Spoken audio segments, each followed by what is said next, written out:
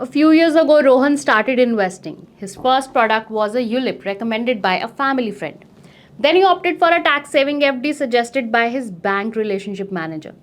Then a mutual fund picked from a trending YouTube video and even a crypto token bought during the 2021 frenzy. Fast forward to today and his portfolio looks like a messy buffet. Some investments are locked in, some aren't performing, and worst of all, he does not even remember why he bought half of them. Sounds familiar?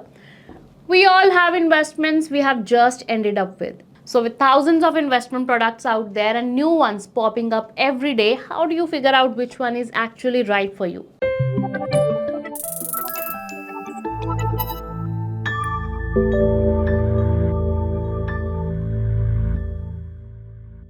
Hello and welcome to our channel 5 Minute Finance by ET Money, where we discuss the basics of investing and personal finance. In today's video, we'll walk you through a simple 5-question checklist, a mental framework you can apply before saying yes to any investment product. It will help you understand how a product works, judge its risks and returns, know how easy it is to exit, and decide whether it fits into your financial goals or not. Let's start with the first question. Alright, first things first. Most people start with how much return will I get? But that's the wrong question to start with. Instead, try to find out how is this product making me money? Where is it putting my money? What's happening behind the scenes? Because most investments earn money by putting your money into something like equity, debt, gold, or real estate. So the first thing to check is where is the product investing your money? Is it equity, debt, gold, real estate, or something exotic? Because every asset class behaves differently. Equity can be volatile in the short term but rewarding over 5 to 7 years. On an average, the broader index Nifty 500 TRI that represents the largest 500 companies of the country in terms of their market cap has delivered 14.96% returns in the last 7 years.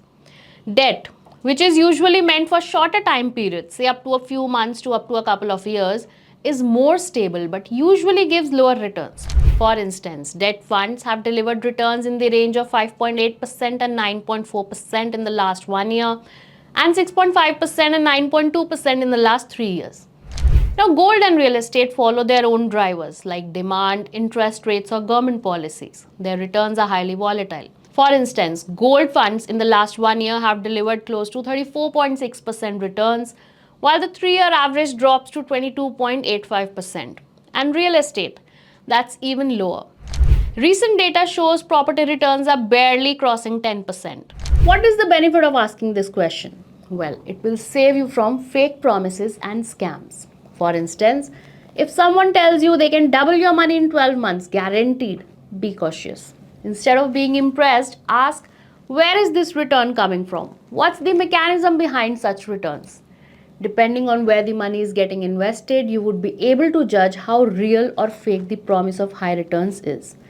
And if the explanation is vague, overly complicated, or packed with jargon, that's your cue to walk away.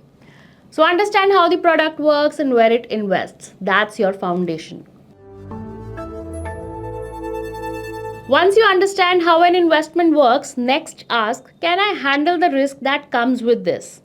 Now, when we say risk, people usually connect it with volatility and think I'll lose all my money.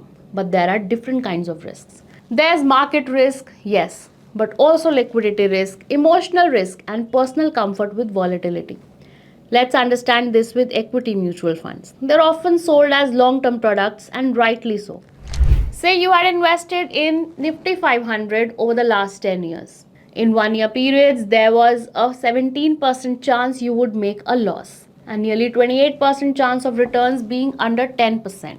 So yes, equity can feel risky in the short term, but stretch that period to 5 years, your chances of loss are practically zero now. And nearly 80% of the time, you would have made over 10% returns. So what seems risky in short term becomes relatively safe when you stay invested longer.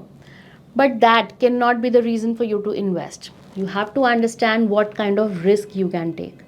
If you panic every time your portfolio dips 10%, even the best product can become a bad fit.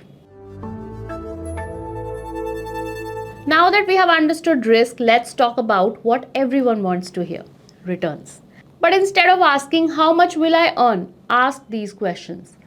Are the returns guaranteed or market linked? Are they pre tax or post tax? Are there hidden charges involved? Let's take equity mutual funds again. It's often marketed as 12 to 15% return assets. Sounds great, right? But historical data shows in 1 out of 3 5-year periods, equity funds have given less than 12% returns, and in rare cases, even under 5%.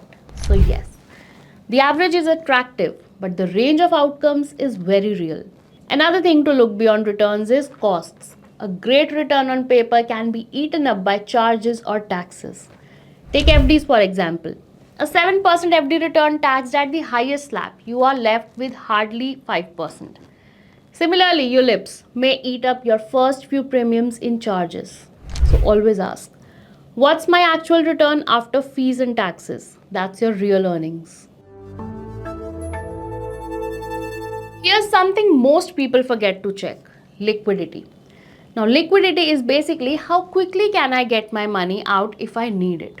Some investments like mutual funds, stocks, ETFs are ready to buy and sell. You can exit anytime with a few clicks. But there are certain asset classes like real estate that might take months to sell. Others like NPS, tax saving FDs come with lock ins. So you must check how liquid that asset class is. Now think the opposite. What if I tell you that lack of liquidity isn't always bad? Let's say you are someone who gets scared when markets fall. A product with lock in, like ELSS, might actually protect you from yourself. You can't panic sell when you don't have the option. So, in your early investing years, products with lock ins can build discipline. But if your goals are short term, like saving for a vacation next year, lock ins can be a problem. So instead of asking, can I get in and out of this investment easily? Ask, does this lock in serve a purpose? Finally, just because a product is good doesn't mean it's good for you. Let me explain with an example.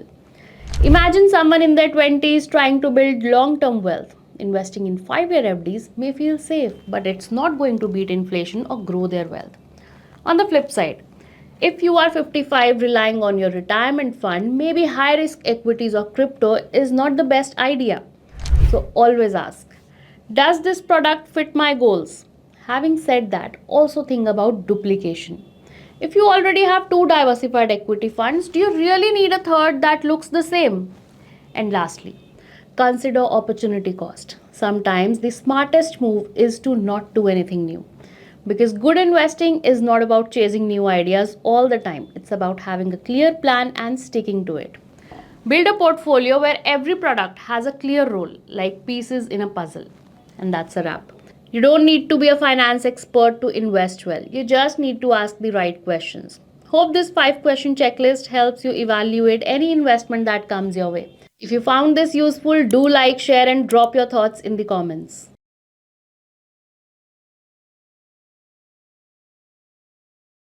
Mutual fund investments are subject to market risks. Read all scheme-related documents carefully.